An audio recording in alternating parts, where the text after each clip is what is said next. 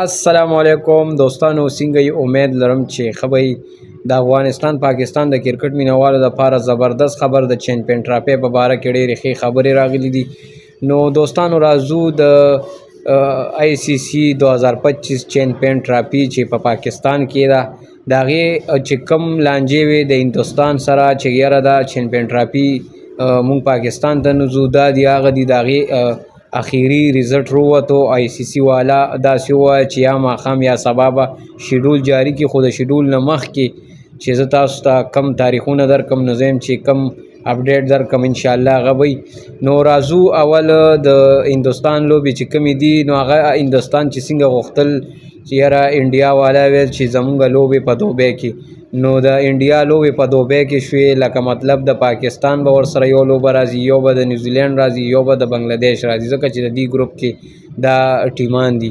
بل چمپیون ټرافي چې کومې لوبې دي د افغانستان، انګلینډ، استرالیا، ساوث افریقا، دا ټولې لوبې به په پاکستان کې، د افغانستان پکې یو لوبه په لاهور کې ده، نورې په کراچۍ دي. نو زبردستې لوبې دي د افغانستان دپاره هم ښه خبر دی، ځکه چې د افغانستان لوبې په پاکستان کې دي. نو د پاکستان وکټې زه وایم چې پیچونه داسې دي چې سپین بالنګ سره هم ملګرتیا کوي. خو یو خبره ورته کوم دوستانو، د افغانستان د کرکټ مینوال که ما ګوري نو د پاکستان پیچونه داسې دي چې دا بیټینګ ته جوړ دي. د پاکستان په دې بیټ پیچونو باندې چې کوم سکور دی نو هغه 350 سکور هم ته په هغې باندې به یارېږي چې تا پسې مخالف ټیم کوي.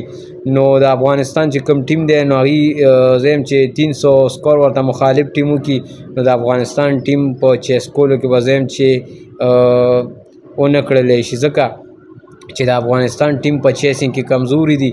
نو د افغانستان ټیم له پکار دي چې ښه پلینګ 11 ښه سکواډ جوړ کړي، ښه کلاړین برابر کړي چې هغې هغه سکور چیسینګ کولی شي، ځکه چې تا ته 300 سکور نو هغه په ګرانه بیا چیس کړي. بل دا چې د هندوستان او د پاکستان میچونه په دوبۍ کې دي، نو په دوبۍ کې د پاکستان ښه ریکارډ دی، د هندوستان دومره ریکارډ پکې نشته، لکه چې څومره پکې د پاکستان ریکارډ ښه دی. زه یم چې پکې د افغانستان ریکارډ هم ښه دی. دوستانو که تاسو ته یاد شي نو مخکې په پاکستان کې میچونه نه کېده او هغه به په دوبۍ کې کول، لکه پاکستان کې مخکې انټرنیشنل میچونه چې څه وخت کې نه کېده، نو دوبۍ خو زموږ داسې دی لکه هوم ګراوند، او د افغانستان هم دا دی اوس انټرنیشنل میچونه په افغانستان کې نه کېږي، هلته په دوبۍ کې کوي. نو د هغې هم هوم ګراوند دوبۍ ده، یو ای ای دی، او زموږ هم په دوبۍ کې غټ ریکارډ دی د پاکستان ټیم. نو انشاءالله زه یم چې د انډیا نه به دغه بدل اخلو چې په چمپیون ټرافي کې دي څومره نخرې وکړي، دا به کخیري دا بدل به ترې په لوبه کې کخیري پاکستان ټیم اخلي او یو غټ شکست به ورکوي. نو دوستانو دغه د کرکټ معلوماتي ویډیو و کخیري چې د آی سی سی د مخه شیډول راشي یا به در سره اعلان کوو. د ویډیو کتلو مننه، خوشحاله او آباد اوسئ. د خدای په امان.